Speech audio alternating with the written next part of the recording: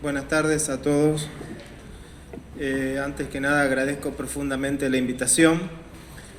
Cuando me proponen venir, no dudé.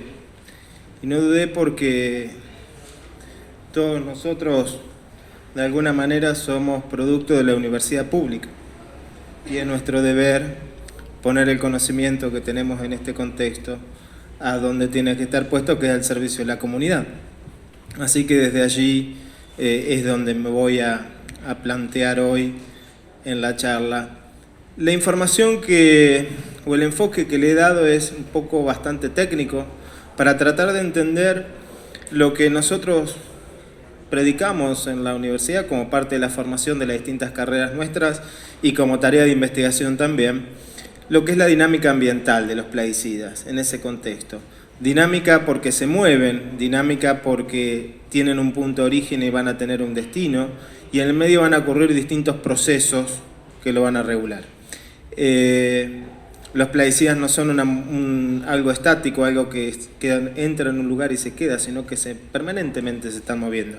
Y he buscado un poco de información a nivel internacional para evidenciar esa situación. Así que vamos a tratar de avanzar. Siguiente.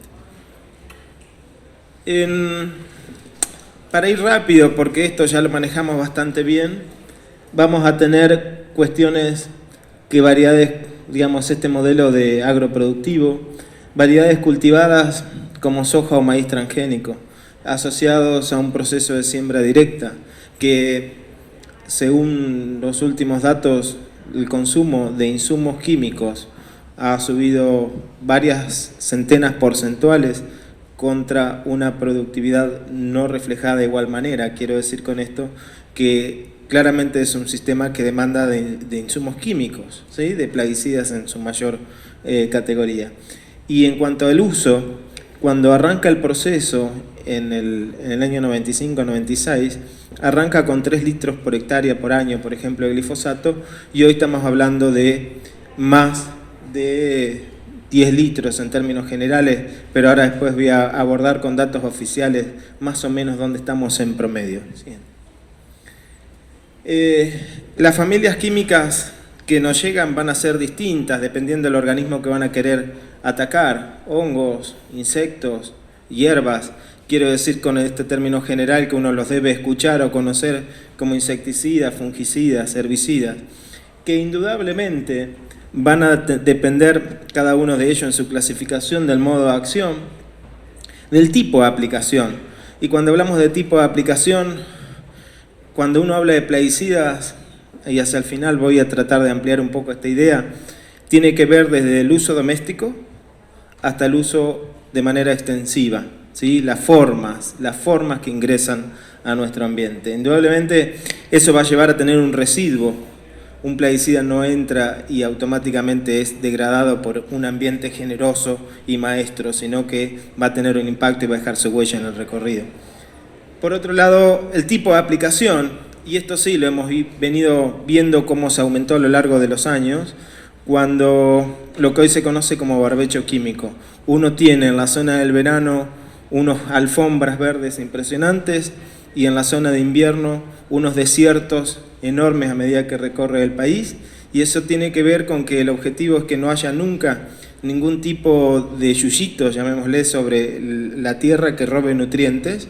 Entonces, antes, cuando iniciamos nuestro estudio, 20 años lleva nuestro laboratorio estudiando plaguicidas en ambiente, uno decía la época de alta, de baja aplicación.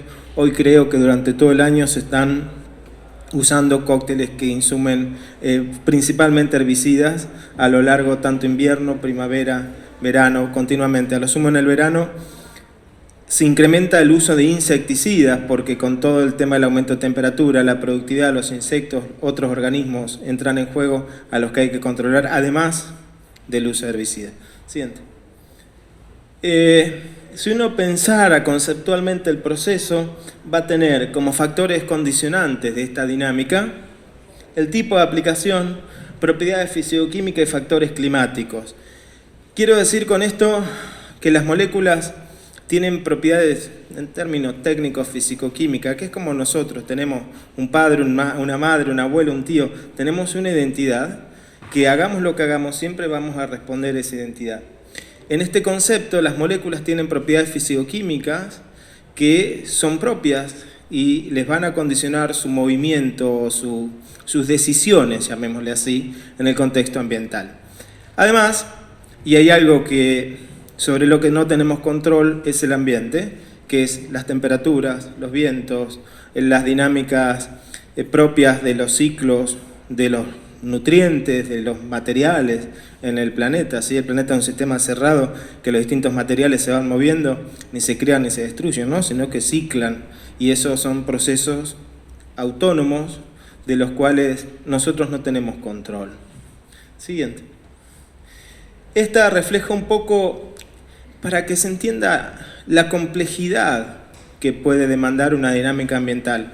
Una dinámica ambiental de una molécula que sale de un aspersor, de una gota, que puede interaccionar con el aire, formar aerosoles, puede interaccionar con partículas que estén en el aire, adherirse y depositarse kilómetros después de donde fueron aplicadas. Moléculas que una vez que llegan a la superficie pueden reemitirse como gases, como vapores. Por ejemplo, me ha tocado estar presente en campings del interior del país, disfrutando de una vacación de verano, arroyo de por medio, enfrente fumigación 6, 7 de la mañana, y hubo que evacuar el camping, porque cuando llegó el mediodía esa aplicación se reemitió al aire. Una vez que están en el suelo, pueden movilizarse por procesos que se denominan de escorrentía. Pasa otro. Ahí está. Por procesos de escorrentía, la foto de allá es, por ejemplo, la clásica, cuando llueve y el agua se moviliza sobre el suelo. Puede llegar al acuífero por procesos que se llaman de infiltración, ese movimiento en la estructura del suelo. Pueden ser movilizados, como les decía hoy, una vez que está sobre las partículas de suelo, que es el primer receptor, el viento en estos desiertos, ¿sí?, del invierno. El viento juega libremente con todo el polvillo, moviéndolo a distintos lugares. Puede hacerlo llegar a la casa de cada uno de nosotros. Lo dije hace un rato, hay publicaciones científicas internacionales, no es un capricho nuestro, que muestran que la atracina ha sido detectada en la Antártida. Y no creo que ni en la Antártida se fabriquen plaguicidas ni se siembre soja, sino que tiene que ver con el efecto del continente puramente donde estamos hoy nosotros aplicando la actividad productiva y los fenómenos ambientales por un lado y este comportamiento autónomo de las moléculas por otro. Ahí también es importante destacar, están puestos allí en la filmina un poco los porcentajes de cuánto de lo que se aplica termina ejerciendo la acción y el resto tiene que hacerse cargo del ambiente. En ese sentido hay también publicaciones científicas internacionales que muestran que hasta el 90% de una aplicación puede ser incorporada a la atmósfera por estos procesos de deriva primaria del ingreso directo o por procesos de reemisión una vez que han sido aplicados. Digamos, la cantidad de activo que tiene efecto es baja, por ende se imaginarán, y también voy a hacer referencia más adelante, que hay toda una estrategia desde el punto de vista para mejorar, aumentar, porque eso es pérdida económica, que un activo no ejerce un efecto. Si uno aplica 10 y solo uno ejerce el efecto, perdí 9. Y digamos, es la perspectiva de la producción, se van a hacer enfoques en aumentar ese proceso, esa eficiencia. Siguiente. Cuando uno habla también de esto, habla de la problemática ambiental y tiene que identificar como una serie de cuestiones que ordenadas vienen a ser, por un lado, la fuente de ingreso, por el otro lado, la degradación y reparto. Y digo degradación porque el ambiente, en este esfuerzo de sacárselos de encima, puede traer como consecuencias que genere subproductos que tengan tanto o más efecto que la molécula originaria, y es lo que nosotros denominamos desde el punto de vista técnico los metabolitos. Por ejemplo, cuando hablan de glifosato hablan del AMPA, el ácido aminometilfosfónico, que es un metabolito ambiental, y hay criterios de asunción de equivalencia tóxica o de niveles regulatorios equivalentes para AMPA que para glifosato, porque tiene que ver con su historia. AMPA no fue otra cosa antes que sino glifosato, y lo mismo ocurre para muchísimas sustancias ambientales, metabolitos de la atracina, del clorpirifos, que es su oxón, etc. Y Para cada activo que ingresa hay distintos metabolitos ambientales que también tienen su dinámica y su autonomía de comportamiento en el ambiente, y eso va a llevar en ese reparto en el sentido que una molécula entra y tiene que optar, esto que decía de acuerdo a su identidad, y va a llevar en ese reparto a lo que es el destino final. Esa molécula va a optar por quedarse en alguno de los compartimentos ambientales de los cuales sea afín: agua, suelo, sedimento de fondo de los ríos, biota, acuático, terrestre. Nosotros estamos incluidos claramente dentro de la biota terrestre. Hay que tener en cuenta que somos parte del ambiente, no somos un ente que está separado. Siguiente. Esto es lo que le decía, voy a entrar un poco rápidamente en detalle, después cualquier cosa uno puede ampliar algún tema, en cada uno de los compartimentos ambientales. Y siempre si las cosas están dichas en un contexto internacional tienen otro peso, por eso traté de basarme en información científica publicada, ya sea por los organismos de control de Estados Unidos, de Canadá o distintos lugares del mundo. En ese aspecto, en Estados Unidos, un estudio de la USGS, del Geological Service de Estados Unidos, propone o mide desde el punto de vista experimental que en el agua de lluvia habían encontrado hasta un cierto valor, 2,5 ppb, si vale el dato técnico, para un uso de glifosato en suelo de hasta 3 litros o kilos de formulado por año por hectárea. En ese contexto, que fue Medardo el que trajo el tema sobre la mesa a nuestro laboratorio, es decir, si esto está pasando en Estados Unidos, ¿qué es lo que está pasando acá en Argentina? Donde si uno cruza los datos oficiales de CASAFE junto con los del INDEC, del número de hectáreas, está dando una dosis promedio, oficiales, de 12 litros por kilos por hectárea. Esa era la pregunta que él proponía sobre la mesa. Quiero decir con esto que no era innovar o plantear un tema nuevo, sino que si allá pasaba esto, ¿qué era lo que pasaba en Argentina con el escenario ambiental de Argentina? Conjuntamente la atracina, allá está el dibujito de contando, porque ese número sigue actualizándose permanentemente. Conjuntamente la atracina surge de un informe técnico muy detallado de la USGS, donde dice que justamente por lluvia, ¿por qué la lluvia? Son moléculas que pueden estar o pegadas a una partícula en aire o gaseosas. Cuando cae la gota de lluvia, hay un proceso de intercambio de solubilidad por un lado o de lavado de partícula por otro. Así que la lluvia es una fuente importante de plaguicidas. Y propone que la atracina, estudiada en la cuenca del río Mississippi, tiene un aporte de 110 toneladas por año. Es decir, que en un año caen por esa vía de transporte 110 toneladas de atracina. Y además la declara como pseudo persistente. ¿Qué quiere decir con esto? Que el ambiente tiene capacidad de degradar 10 moléculas. Pero si yo le pongo 12, a lo largo del tiempo, esas 2 que me van quedando se van sumando, y si bien las degrada, no tiene la capacidad de hacerlo de manera completa. Le estoy pidiendo más que lo que el ambiente puede. Y el tiempo de vida media de la atracina está superior a los 360 días, datos oficiales de la EPA y la USGS, y de esa manera dice, miren, la atracina está presente prácticamente a lo largo del año en los distintos ríos de Estados Unidos. Siguiente. En ese contexto atmosférico, hay distintas publicaciones científicas internacionales del año 2000, 2005, 2010, 2011, que plantean esta misma problemática. Glifosato, atracina, 2,4-D, cipermetrina, clorpirifos, endosulfán. Quiero decir que son moléculas que han sido estudiadas en distintas atmósferas del mundo, Italia, Francia, Estados Unidos, pero nunca en Latinoamérica. Siguiente.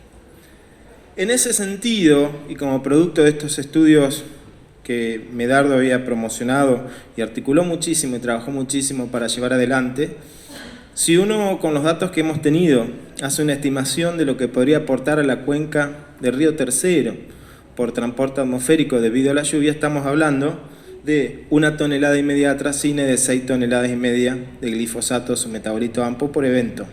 Metabolito AMPA más glifosato, 6,5 toneladas por evento y 1,5 toneladas de atracina. Pero a ver, estos valores están en concordancia con lo que plantea Estados Unidos para la cuenca del Mississippi. Quiero decir que no estamos innovando, simplemente estamos probando una vez más que para estudios regionales o locales ocurre lo que ocurre. ¿Por qué? Porque las moléculas son lo que son acá en Estados Unidos, en la China, en Australia, y el ambiente tiene su autonomía propia de dinámica. Siguiente.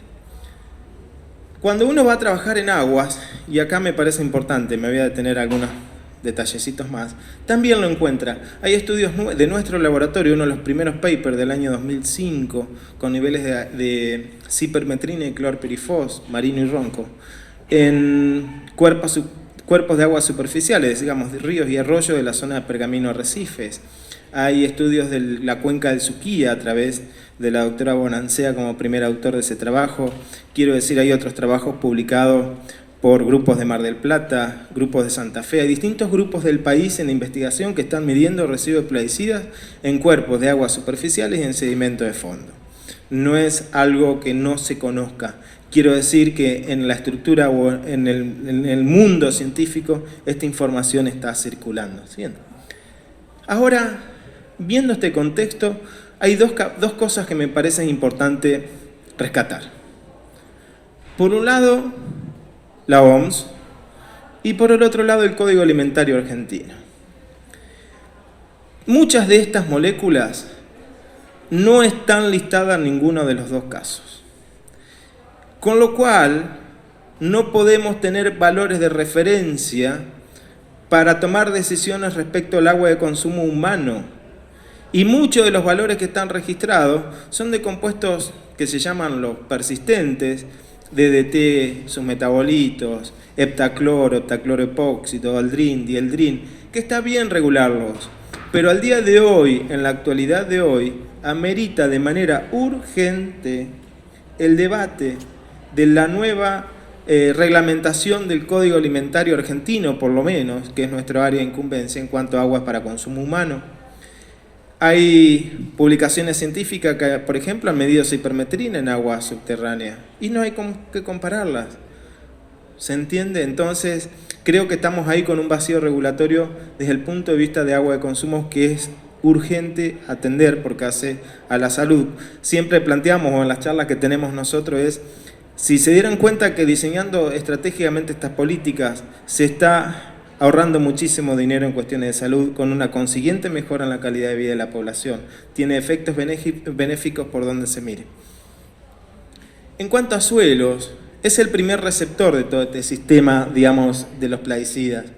Hay distintos procesos que lo van a movilizar, pero me quiero detener en algo, porque en los suelos de uso agrícola nosotros sabemos que van a estar, porque se usan, pero se aplican. Pero sin embargo, como lo decía Medardo, y no es solo un problema de Monte Maíz, por lo menos puedo listar 10 pueblos que ocurre, donde en las plazas de los pueblos hay niveles de glifosato que están entre 10 veces a 50 veces por encima de lo que hay en un campo fumigado. Y también voy a retomar este concepto un poco más adelante. Si llegan a ver en esta foto de acá abajo, al lado del poste, todo eso que está ahí amarillo es glifosato que fue usado por una cuestión práctica de que es más rápido, lleva menos tiempo para el que usa. Allá hay una plaza también de otro pueblo.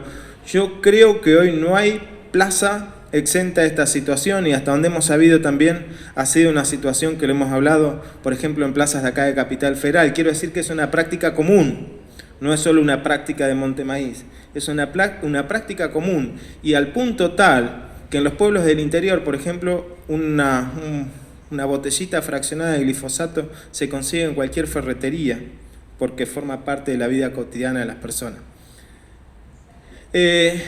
Esto también no escapa a lo que voy a presentar más adelante con el concepto de naturalización. Es una situación donde pareciera ser natural que los plaguicidas estén en todos lados y los usemos como una herramienta diaria de la vida de todas las personas que comulgan con ese tipo de prácticas. Hicimos un estudio de alimentos, algunos lo deben haber visto circulando, desde noviembre a abril de este año. Lo que hemos encontrado, un poco lo que adelantaba Emma, es que al menos en 80% de esas muestras estudiadas había un plaguicida, ¿sí? Al menos uno, y alrededor del 30% de las muestras, digamos 3 de cada 10, tenían entre 3 y 5 compuestos.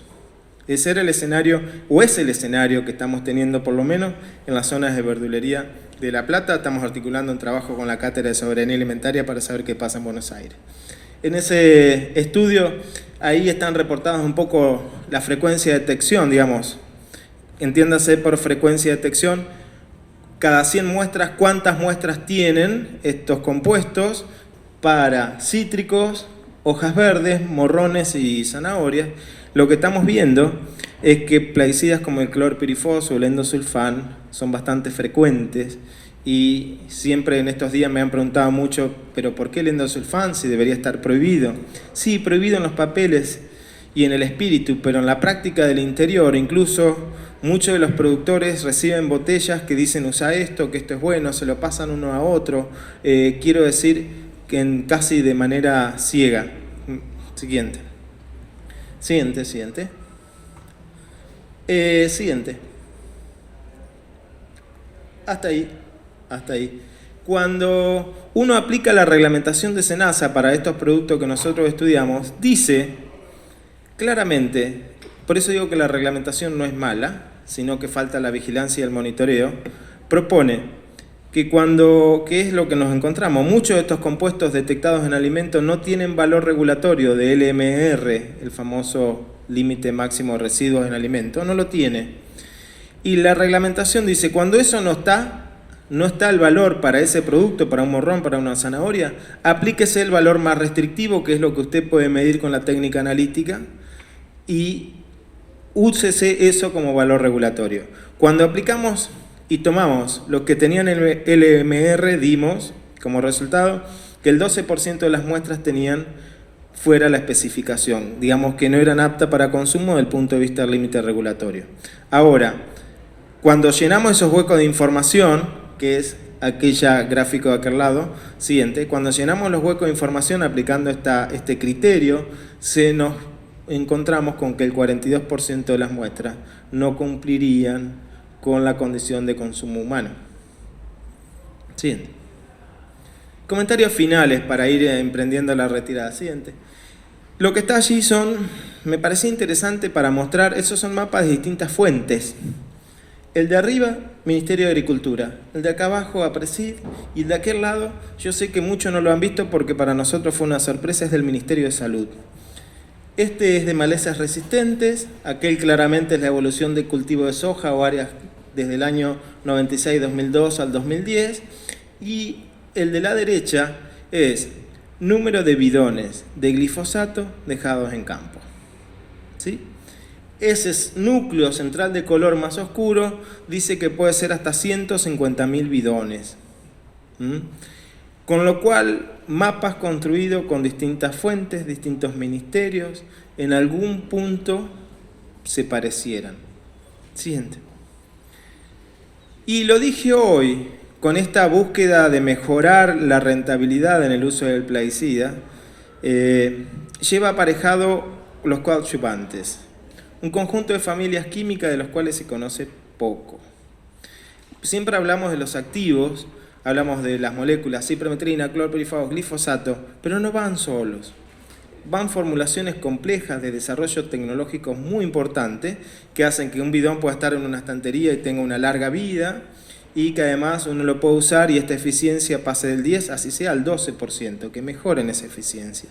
Hay una serie de publicaciones científicas, la de aquel lado donde dice que, por ejemplo, hay estudios donde muestran que esos coadyuvantes pueden ser más tóxicos que los activos, y también hay un estudio muy interesante de Jaime García de Costa Rica donde plantea la caja de Pandora, porque ese es el secreto técnico de las distintas empresas que formulan y venden este tipo de sistemas químicos. El secreto de cada empresa no está, si declara el clorpirifos en la etiqueta, todos saben que tiene clorpirifos. El secreto de la empresa está en el coadyuvante que mejora las propiedades, la estabilidad, el manejo de ese producto. ¿Sí? Y un documento muy interesante que también es de Jaime García es desde el productor, ahora mirando desde el productor el manejo seguro. Es un documento, se lo recomiendo, tiene varias páginas, un índice de la A a la Z, de una serie de consideraciones de cómo también el productor se ve afectado. Le voy a leer 4 o 5 que me parecieron muy interesantes. Primero, condiciones de trabajo deficientes. Transporte, por ejemplo, hasta regarse los zapatos en la mochila de uso. Aplicación y preparación de mezclas empíricas. Acá debería estar Gianfelici, que dice la preparación empírica es lo que ocurre en los pueblos, en las plazas de los pueblos, donde la dosis que le aplican es el método de los 5 dígitos oscilantes, como dice Gianfelici de Entre Ríos, que es más o menos, ¿sí? No hay una dosis específica. Falta de atención médica oportuna. Médicos del interior del país que a veces no saben cómo atender estos casos de exposiciones por parte de los aplicadores. Falta de práctica higiénica y agua segura. Digamos, un aplicador que se mancha, que se salpica, a veces puede hasta no contar con una agua de manera inmediata que le garantice mejores condiciones de salud. Alto grado de analfabetismo. Muchas veces no saben leer la etiqueta, pero muchas veces también tienen un analfabetismo en la formación, desde conocer lo que están manejando, qué produce, qué medidas de seguridad usar. Dice, políticas gubernamentales y privadas predisponen a los productores a abusar del uso de estos productos para asegurar la cosecha. Lo dice Jaime García en un documento, no es Made in Damián Marino. Falta de fiscalización eficiente. Estados, digamos, y acusa un vínculo ahí entre el Estado y los consejos profesionales. Y la FAO asume que 84 países en desarrollo no cuentan con los recursos necesarios para controlar fronteras adentro. La FAO reconoce 84 países en esa situación. Interés económico y falta de concientización de los diferentes sectores que deberían tomar decisiones. Por ejemplo, médicos, abogados, políticos, actores de la farándula que tienen sus campos productivos. Estrategias de ventas engañosas y poco éticas por parte de algunas empresas. Ejemplo, prefijos, bio, eco. Facilidades para la adquisición de plaguicidas. Nadie te pregunta, uno va y compra. El ejemplo de esto es esto que cuento en las ferreterías en el interior del país. Y lo otro, insisto, de la A a la Z, rescaté algunos. El acceso a la información toxicológica. Hoy en día no es tan fácil acceder a ese tipo de información. Siguiente. Y este es el concepto de naturalización. La foto de arriba es la Niña Encantada, Mendoza. Allá los glaciares Perito Moreno. Esos son espacios naturales. Y eso es natural para nosotros. Ahora, las imágenes de abajo, todos las reconocemos como cotidianas y pareciera ser un proceso de naturalización. Digamos, hay que entender a los plaguicidas en el contexto que son sustancias químicas, que son complejas, que deben ser atendidas, que la persona que las maneja tiene que estar capacitada, que hay que, tema de uso, tema de salud. Es una estructura que además, si hablo de analfabetización, estoy hablando de una estructura social. Quiero decir con esto que el tema es complejo. No puede abordarse con una sola mirada, debe abordarse de distintos lados que mejoren la calidad de vida. Estoy pensando en los productores, si alguno conoce el cordón hortícola platense lo sabrá, productores que viven una extrema marginalidad de vida además, que son explotados, hasta distintos peones rurales que también viven esta condición, porque hay que tener en cuenta que tampoco son verdugos, son una víctima más de este sistema. Sí.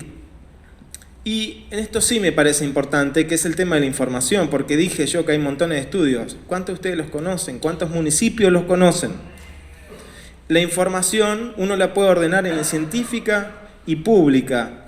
La científica está encerrada en los circuitos de élite o en repositorios de revistas internacionales de difícil acceso. No es para el ciudadano común el acceso a esa información. De hecho, hay que pagar para llegar a los artículos. No es fácil. Y la información pública es escasa, o diría que hasta casi inexistente, que es la que permite tomar decisiones desde todo punto de vista gubernamental, de gestión, del tipo de producción. Y en ese sentido, me parece importante proponer la creación de una Agencia Nacional de Plaguicidas. Pero en ese sentido también donde la clave de esa agencia nacional sea la participación ciudadana. Cada uno de esos actores sociales en cada uno de esos pueblos del interior que conoce la realidad mejor que ninguno de los que hoy estamos nosotros acá sentados, sino que ellos son un partícipe más de esta mesa de construcción, donde se generen monitoreos y estudios nacionales de información, donde se generen bancos de datos que sean públicos para la toma de decisiones, donde además se generen acciones coordinadas entre municipio y Estado Nacional, porque el actor local va a arrancar del municipio, provincia y nación. Si venimos de nación hacia el municipio, es muy difícil coordinar esa estructura de gestión. y por el otro lado, que eso permita la planificación de políticas públicas. Yo creo que estamos en una situación donde si uno piensa en la actividad productiva base hoy de Argentina, esta agencia debe existir, debe vigilar por la salud, monitorear los cuerpos de agua, tomar, digamos, esta base de generación de información pública, que pareciera ser que la tenemos un sistema científico muy bueno, de mucha avanzada, de mucho equipamiento, pero sigue faltando esa articulación con los sistemas públicos de información. Para terminar, es un gusto verla por allá, Ana, y agradecerle el esfuerzo de haber venido hasta acá. Quiero decirle que eso que tengo ahí, pensando en las generaciones futuras, es uno de los mayores regalos profesionales que hemos tenido como grupo. Es una cartulina que cuando uno la mira piensa en todo lo que habrán pensado esos chicos cuando la construyeron, y es un agradecimiento a la universidad por haber ido, pero lo más fabuloso de esa cartulina es que rescata la inocencia de lo que ven los chicos en las escuelas rurales. Ellos ven la subdirectora, el autito que va el papá, ven las vaquitas, ven una estructura de conciencia, digamos, de inocencia infantil muy interesante, de mucha esperanza, de mucho compromiso. Pero sin embargo, siguiente. Ese era el escenario que nos encontramos el día que visitamos la escuela. Lo que está en círculo rojo era un mosquito, porque salíamos al patio y a la derecha fumigaba un mosquito y a la izquierda circulaba una avioneta. El mosquito intervino al municipio porque estábamos nosotros y insistimos que eso ocurriera. Estaba aplicando 4 activos en el cóctel de aplicación. Eran las 11 de la mañana, digamos que iba a ser una reemisión de la aplicación durante todo el día. Se hizo un monitoreo en esa escuela de plaguicidas en aire, equivalente a la que habíamos hecho con EMA en su momento. Se detectaron justamente parte de los compuestos que se estaban usando ese día en las muestras que pudimos recolectar. Ana es una luchadora enorme, es importante que tengamos directoras en las escuelas del interior que estén comprometidas, que además de educar, de enseñar cuánto es 2 más 2, tengan que estar protegiendo y defendiendo la salud de los niños que tienen allí. Siguiente. Quiero decirles a todos aquellos que tengan la capacidad de tomar decisiones que hay mucha gente que está esperando una respuesta, mucha gente en el interior, muchos pueblos, muchas comunidades que necesitan una respuesta, pero no mañana ni pasado mañana, hoy. Creo que si estaría acá Fabián, que siempre dice yo no tengo más tiempo, Fabián Tomasi dice yo no tengo más tiempo. Dice, por favor, déjense de dar vuelta con otras palabras que él tiene autoridad para decir y tomen decisiones ya, porque a mí se me terminó el tiempo y hay muchos otros que se le está terminando el tiempo. Así que dicho esto, creo que la frase que resume todo es esta que está allí. Volve. Que el conocimiento nos hace responsables, ¿sí? A partir de digamos, todo esto nosotros lo sabemos, lo vivimos. La mayoría de nosotros. Yo lo único que hice acá fue ordenar un poco la información, pero es todo conocimiento que nos hace responsables y de alguna manera es un acto de responsabilidad estar hoy acá todos sentados. Así que muchísimas gracias a todos ustedes por este tiempo.